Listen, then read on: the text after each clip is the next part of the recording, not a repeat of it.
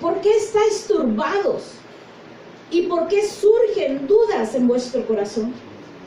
Mirad mis manos y mis pies, que soy yo mismo.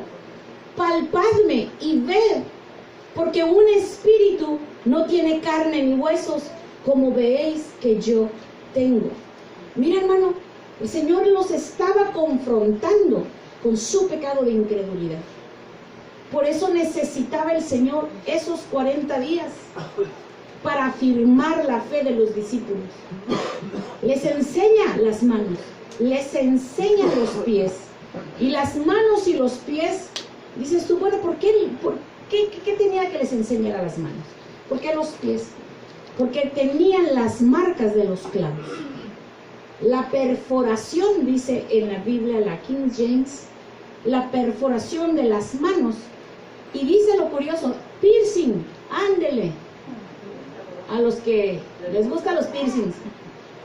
Y Jesús, hermano, tenía horadada sus manos y sus pies. Y esa era la evidencia de que no era un espíritu, que Él había resucitado en carne y hueso. Entonces, cuando tú llegues al cielo, cuando tú te mueras, te levante el Señor y entres, tú vas a conocer a Jesús. Le vas a ver las perforaciones y nadie va a tener esas perforaciones, solamente el que fue sacrificado. Mira, hermano, eso es muy importante.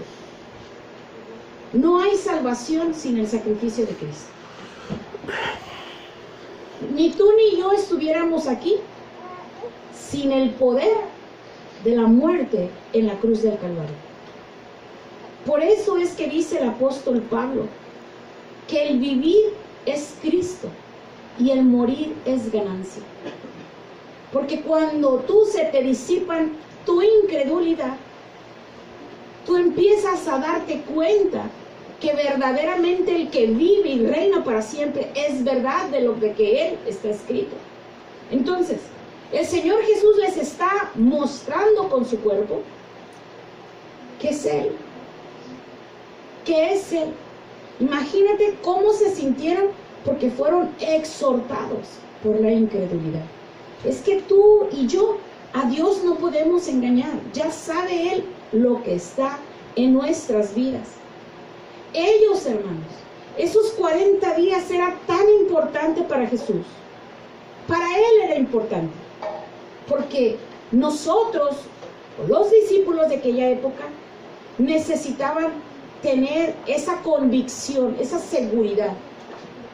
Porque una vez que Jesús ascendiera al cielo, ellos ya no lo iban a ver. Ellos estuvieron caminando con Jesús 3 años y medio. Comieron, bebieron agua, predicaron el evangelio, sanaron, liberaron, ministraron, enseñaron en hogares, porque vemos los hogares de paz, que está cuando manda los 70. Y nos dice la enseñanza, la escritura, que ellos necesitaban, hermanos, afirmarse en la fe. Porque si ellos no se afirmaban en la fe, no iban a poder caminar sin Jesús. Porque ellos ahora tendrían que verlo con los ojos de la fe. Ya no iba a estar físicamente con ellos. Por eso es que tú y yo nos pasa lo mismo. Esta es una área idéntica a la de los discípulos. Por eso te cuesta tanto creer en Cristo. Por eso te cuesta tanto hacerle caso. Porque no lo ves. Los discípulos estaban acostumbrados a verlo. Dejaron de verlo y se desvaneció en ese momento su plataforma de seguridad. Pero ahora ellos lo ven. Pero el Señor ya no lo van a volver a ver después de esos 40 días. Pero en estos días era crucial que Él se apareciera a ellos. Ahora ellos tenían que aprender la lección que tú ya llevas mucho tiempo aprendida. Caminar por fe. Entonces, por eso es que los discípulos, contigo y conmigo, somos idénticos. Mismas debilidades. Y esto, hermanos, es para alentarnos. Entonces, Jesús está entusiasmado de que ellos corroboren la evidencia del sacrificio de la cruz. Lucas 24:40. Y cuando dijo esto, les mostró las manos y los pies. Como ellos todavía no lo creían, a causa de la alegría, fíjense, estaban emocionados pero incrédulos, y que estaban asombrados, les dijo: ¿tenéis aquí algo de comer? Al darse cuenta que no era suficiente las perforaciones, dice: ¿tienen algo que comer? Entonces ellos le presentaron parte de un pescado asado, y él lo tomó y comió delante de ellos. Porque al momento de él comerse el pescadito asado, digo: al Señor le gusta lo mismo que a nosotros. Al comérselo así, me imagino que lo vio bonito porque estaba asadito, y luego así lo doradito de la pielecita con chilla. Eso estaba comiendo el Señor en la noche. Y mira el Señor qué valiente comiendo pescado ya en la noche, cuando nosotros a veces como que le guardamos una reservita a no comer el pescado ya en la noche. El Señor se lo estaba botando bien a gusto, enseñándolo, regañando, pero para adentro y para adentro. Esto era lo que a ellos les traía paz, de que no era un espíritu, porque un espíritu no come, un espíritu traspasa. Indudablemente él traspasó las paredes, porque se les presenta, pero al momento de comer, al momento de enseñarles su cuerpo, él con eso los tranquiliza. Al sentarse a la mesa de ellos, Marcos nos dice que estaban sentados a la mesa. Habían cenado, hermanos. Los discípulos también comían, hermanos. Y si estaban cenando, esa era la cena de ese día, el pescado asado. Entonces, por esa razón es que se le llama la corona de las apariciones. ¿Por qué? Porque las 4 anteriores, en la primera a María Magdalena, Jesús se le revela como sumo sacerdote. Por esa razón le dice: no me toques, aún no he sido glorificado, o no ha ido a mi Padre, dice otras versiones. Se revela como sumo sacerdote. Jesús, hermanos, es una de las funciones que hace en la tierra. Tiene 3. Se presentó como sumo sacerdote porque presenta la ofrenda del pecado ante el Padre para que haya perdón en nosotros, y se presenta como profeta a todos en la tierra, que es otro de los ministerios del Señor Jesús. Por eso es que le llamaban profeta. Jesús les hablaba para el tiempo de futuro, les hablaba en profecías, y como también resucitó estando en su ministerio, se ganó el título de profeta. Entonces, con María Magdalena se revela como sumo sacerdote, pero con los de Emaús se revela como profeta. Si usted se da cuenta, la semana pasada estuvimos hablando que los de Emaús, lo único que decían, no, es que era un gran profeta, porque ellos fue lo que su espíritu les daba testimonio. Entonces se revela como profeta. Pero con los discípulos se está revelando como rey, y les está dando instrucciones específicas tocante al reino. Por eso es que Lucas lo narra y lo dice, que esos 40 días Jesús enseñó a los discípulos tocante al reino, porque Jesús es el rey, y el rey, como se va a ir, va a dejar su legado, su séquito, para que continúen abriendo el reino, para que todos entraran por medio de la salvación. Por eso es que se le llama la corona de la manifestación. Esta era crucial de que el Señor se manifestara, porque una vez que se revela como rey, les muestra con sus manos que Él es el que crucificaron, que Él es el que traspasaron. Yo imagino, híjole, el hoyonón que ha de traer el Señor en el costado, hermano, porque ¡pum!, le metieron una lanza. Yo digo, mira, ¿cómo? No sé cómo van a estar sus manos, hermano.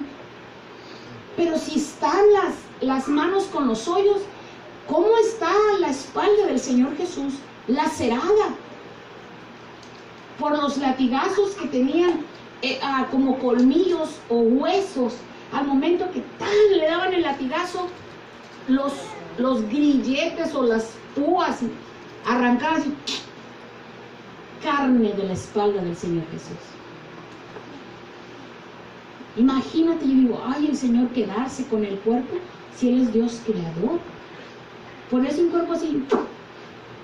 Pero no, hermanos, porque eso es lo que nosotros vamos a identificar, de que fue el que murió por nosotros.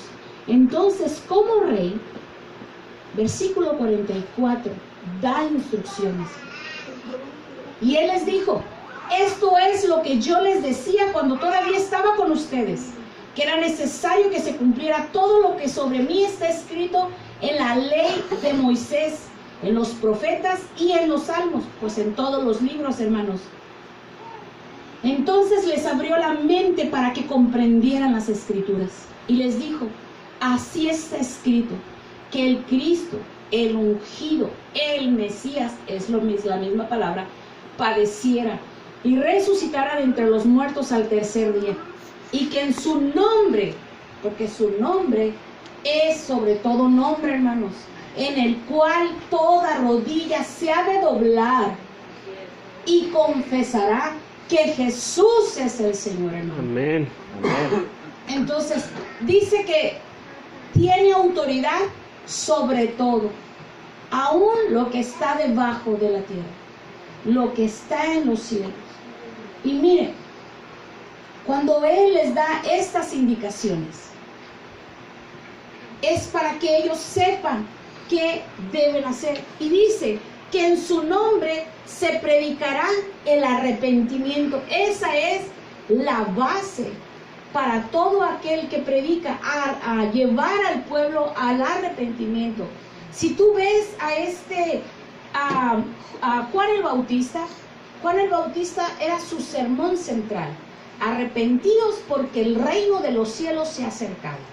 Porque el Señor Jesús estaba abriendo el reino para que tú y yo entráramos, pero requerimos arrepentirnos, porque si no hay arrepentimiento, no hay una metanoia, no hay un cambio de mente, no hay un nuevo nacimiento.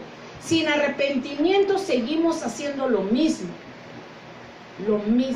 No va a haber cambios en nosotros, porque el arrepentimiento da fruto, y el fruto es visible. Tú al árbol de naranjas le ves las naranjas y el fruto es visible. ¿Sabes qué es naranjo? Para nosotros los creyentes, el arrepentimiento es el fruto, y se ven tus cambios positivos. Pero si todavía seguimos amargados vamos a hablar. Si somos iracundos vamos a hablar. Si somos peleoneros, vamos a hacerle grilla a toda la gente, porque no hay un arrepentimiento. Si somos adúlteros, vamos a seguir adulterando. Si somos fornicarios, vamos a seguir fornicando, porque no hay un fruto.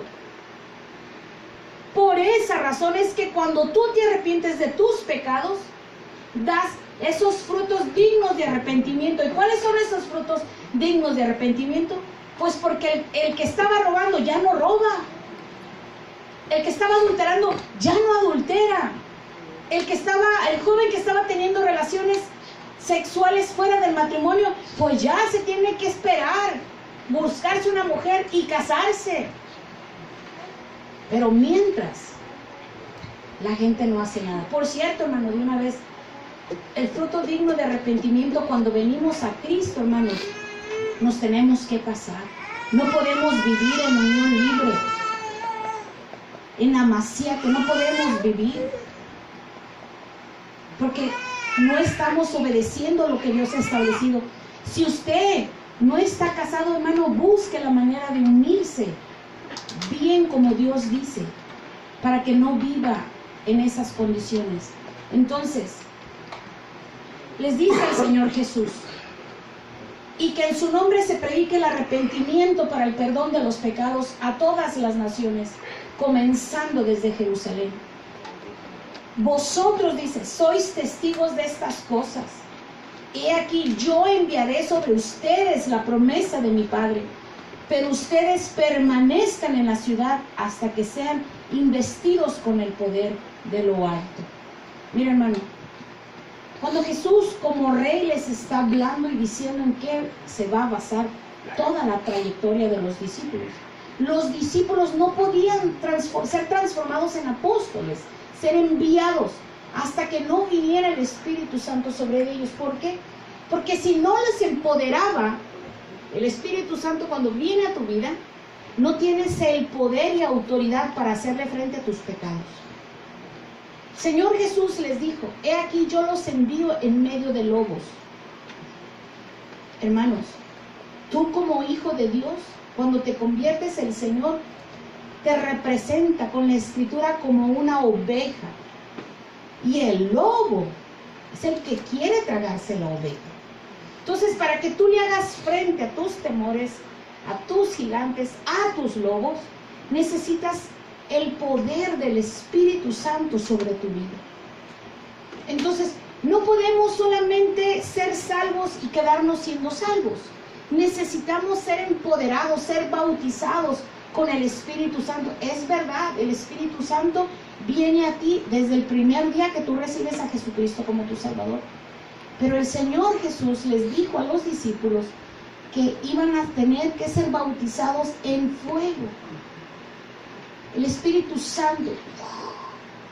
Porque cuando eres bautizado en el Espíritu Santo, hay manifestaciones en hablar en lenguas, pero también ha habido bautismos en el Espíritu Santo en una forma silenciosa, que no vas a tener evidencias inmediatamente de hablar en lenguas, de llorar. No, hermano, simple y sencillamente vas a tener los cambios en tu persona. Yo me quedé sorprendida cuando escuché esta enseñanza en la universidad. Cuando el Espíritu Santo te bautiza silenciosamente, pero se ve la manifestación por tu vida, los cambios en ti. Y tú empiezas a hacerle frente a tus adversarios, empiezas a apartarte de las cosas que te debes de apartar. Tú crees que nada más tú, no, yo también, hermano, yo también batallo, yo también lucho, pero tengo que continuar. Entonces, los discípulos no iban a ser efectivos en su ministerio que el Señor les había delegado si ellos no eran investidos. Y investido es empoderarte. Y empoderarte quiere decir que te dan autoridad y poder para reprender, para atar, para desatar, hermano, las fuerzas del enemigo sobre tu vida. Por eso es que los discípulos podían hacer liberaciones. Por eso es que podían sanar. Pero si tú no eres empoderado, no tienes esa autoridad, aunque sabes que tienes autoridad, porque sí te la da el Señor desde el momento, pero la requieres, necesitas vivir, tener esa experiencia con Dios. Y los discípulos, por eso les dijo Jesús, no se vayan, porque ellos con esa incredulidad, si no se afirmaba la fe en ellos, ellos no iban a ser útiles. Y esos 40 días, por eso el Señor se les apareció solo 10 veces. Ya vamos a la número 5. Faltan otras 5. En estas también tiene sus enseñanzas, indudablemente. Por eso es que tú y yo tenemos toda la Biblia, para que tú y yo creamos, para que tú y yo hagamos su voluntad. Si tú no tienes ninguna evidencia del empoderamiento del Espíritu de Dios sobre tu vida, tienes que hablar con Dios. Dice, ¿sabes qué, Señor? A mí también bautízame. ¿Sabes qué, Señor? Yo también quiero ser empoderada. Yo también quiero ser frente a mis enemigos, a mis adversarios, a los lobos que quieren devorarme, para reprender al diablo. Por eso cuando tú tienes esas luchas espirituales, hermano, reprende esas luchas en el nombre de Jesús. Reprende esos enemigos que vienen a querer estorbarte. Abre tus ojos y observa en tu casa cuáles son los enemigos que se levantan en contra de tu familia, en contra de tu matrimonio, en contra de tus hijos. Y tienes la autoridad plena de parte del Señor Jesús para reprenderlos, hermano. Tú dejas que el diablo haga y deshaga en tu casa. Y todos contra todos, pero no te quieres levantar. Por eso es que el rey les dice, ¿qué hubo con ustedes? Les dice, los instruye. Y esta instrucción no solamente es para ellos, La misma instrucción de ellos te la está dando hoy a ti el Señor Jesucristo. Amén. Entonces, para que tú te conduzcas como lo que eres, su hijo, su hija. Porque tú crees que esa promesa solamente era para ella. No, hermano, era para nosotros también. Hechos 26:20. Los discípulos entendieron el mensaje del Señor Jesús. Hicieron sus dudas a un lado y cumplieron la voluntad de Jesús. Hechos 26:20 dice: sino que anunciaban primeramente a los que estaban en Damasco y también en Jerusalén y después de toda la región de Judea, y aún a los gentiles que debían arrepentirse y volverse a Dios, haciendo obras dignas de arrepentimiento. Por esa razón es que el perdón de pecados está en Jesucristo, y viene ese perdón de pecados hasta que tú y yo nos arrepentimos. El Señor perdona todo, hermano, todo. Lo único que no hay perdón es la blasfemia en contra del Espíritu Santo. Y la blasfemia es adjudicarle al diablo las obras de Cristo. Eso es. Y eso no hay perdón. Por eso usted cuando habla, hay personas que a veces hablan tantas cosas, por no decir con la T, y que sin darse cuenta empiezan a blasfemar. Cuando tú te des cuenta, ¿sabes qué? Dile, ¿sabes qué? Cuidado, porque estás pisando sobre hilo. Y no caigas en esa alegato o en esa contienda. Porque hay personas que por ignorancia empiezan a hablar mal, diciendo que las obras que el Espíritu Santo está haciendo se las echan que son del diablo, o viceversa. Y pues, ¿cómo el diablo, hermano, va a agarrar gloria? En la obra de redención, en la obra de sanidad, en la obra de libertad. No, hermano. Y ese es el único pecado que no se perdona, cuando blasfemas en contra del Espíritu Santo. Y no lo digo yo, lo dijo el Señor Jesucristo. Entonces, en Hechos 26:20 nos dice que las obras del arrepentimiento son visibles. Entonces, por esa razón es que Lucas lo narra y lo dice, que es exactamente lo que el Señor Jesús hizo en esos 40 días. Hechos 1:3 es mi última cita para concluir este mensaje. Hechos 1:3 dice: a estos también, después de su padecimiento, se presentó vivo, con muchas pruebas convincentes, apareciéndoseles durante 40 días y hablándoles de lo concerniente al reino de Dios. Y reuniéndolos, les mandó que no salieran de Jerusalén, sino que esperaran la promesa del Padre, la cual les dijo: oísteis de mí, pues Juan bautizó con agua, pero vosotros seréis bautizados con el Espíritu Santo dentro de pocos días. Esos 40 días los preparó para que ellos fueran esos depósitos. ¿Sabías tú que nosotros somos depósitos? Donde el Espíritu Santo viene y nos llena. Por esa razón es que ves los cambios en la persona. Por esa razón es que el ser humano se arrepiente. Porque es el Espíritu Santo tocándote, buscándote y redarguyéndote, haciéndote sentir mal. Qué bueno que te sientes mal. Lo grave es que tú estás haciendo cosas malvadas y que no sientes nada, como la rana.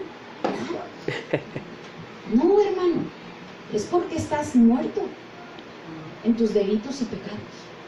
Cuando ya no escuchas la voz de Dios, cuando ya te da lo mismo hacer muchas cosas, te enfriaste y le hiciste al Señor: no te quiero oír ahorita, después me hablas, déjame hacer lo que yo estoy haciendo. Y sigues haciendo lo que tú estás haciendo. No, hermano, nosotros debemos de venir ante el Señor. A la primera de cambios que te sientas mal, córrele. Eso es lo único que el Señor te anima, que huyas. Vete, huye, salva tu vida cuando estés en medio de la tentación. Entonces, versículo 4: y reuniéndole les mandó que no salieran de Jerusalén. Ya lo había leído, se lo vuelvo a leer. Que esperaran la promesa del Padre, la cual les dijo: oíste de mí, Pues Juan bautizó con agua, pero vosotros serán bautizados con el Espíritu Santo dentro de pocos días. Concluyo. Los temores de los apóstoles, que en ese tiempo eran discípulos todavía. Los temores vienen por dos causas. Una, porque uno está en medio de la prueba. Y son temores donde tu fe necesita ser aprobada, crecida, de esa manera.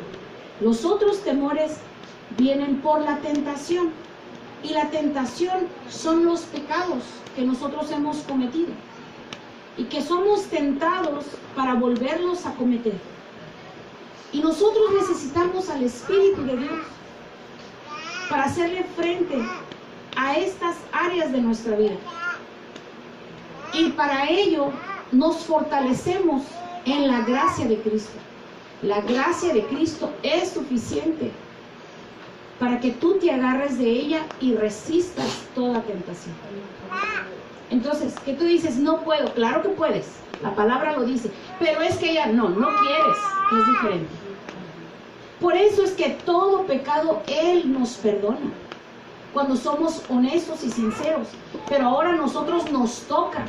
Mira, es bien fácil decirle, Señor, quita de mí todo aquello, Padre, porque sí, nos fuimos de boca y ahora no queremos sentir la lucha, porque ahora tenemos que luchar, que esa debilidad se convierta en fortaleza. Y esa debilidad, la única manera que lo vamos a convertir en fortaleza es apoyándonos en la gracia de Cristo, reprendiendo al adversario y fortaleciéndonos en él. Pero mientras, vas a volver a ceder si no pones atención a la palabra. Vas a ceder. Y si cedes, por eso es que dice, no es que no se puede. Claro que sí se puede. La Escritura lo dice y yo le creo a la palabra. Porque yo también tengo lucha y sé que es lo único que me fortalece para que yo pueda continuar. Mientras estamos en el mundo, hermano, vamos a tener luchas espirituales. El enemigo va a cobrar derechos de todas las cosas que tú hiciste en el ayer. Él, aunque Dios ya te haya perdonado, Él es tan miserable que te va a traer a tu conciencia culpabilidad, remordimiento, dolor, vergüenza. Y tú tienes que decirle, sí lo hacía. ¿Sabes que el Señor te reprenda porque el Señor me perdonó? Así es de que, perdón, borrón. Me perdonó y me borró. Pero el enemigo te lo trae a memoria. Por eso es que así hace los problemas en una casa. Porque el Señor libera a la persona, la perdona de su mala manera de vivir. Pero el cónyuge, no, pero es que tú haces esto. No, es que pasa que tú tienes lo mismo. No, es que allá, no, que para acá. Entonces la persona luche y luche. Y fortaleciendo, caminando en fe, dando pasos firmes, aunque sienta todas esas cosas que te sientes que en momentos como que te llevan de cantarito, que no te puedes parar. Pero tú sabes que vas parado porque el Señor, porque no lo has hecho. Pero a veces el cónyuge se encarga de hostigarte para que tú vuelvas a hacer. Hermano y hermana, si Dios ha perdonado a tu cónyuge, deja que sea Dios quien trate. Amén. No trates tú con el cónyuge, tú no eres el Espíritu Santo. Tú nomás lo que debes de hacer es orar y darle testimonio a tu cónyuge de la gran obra que Dios ha hecho en ti. Y deja que Dios haga lo que tenga que hacer, porque le digo algo, hermano, Dios nos perdona, pero las consecuencias nos alcanzan. Y hay que lidiar con las consecuencias. Y las consecuencias no son de nada agradable. Entonces, ánimo, hermano. Todo lo pueden en Cristo. Lo podemos en Cristo que nos fortalece. Amén. Entonces, esta aparición del Señor Jesús era para confirmar la fe como rey, darles instrucción para que continuaran el legado. Te ha dicho a ti lo mismo, me ha dicho lo mismo a mí. Continuemos su legado, hermano. Y hagámosle frente a nuestros temores. No nos pongamos a gritar en medio de las circunstancias como incrédulos. Porque el Señor está con nosotros. Amado Dios,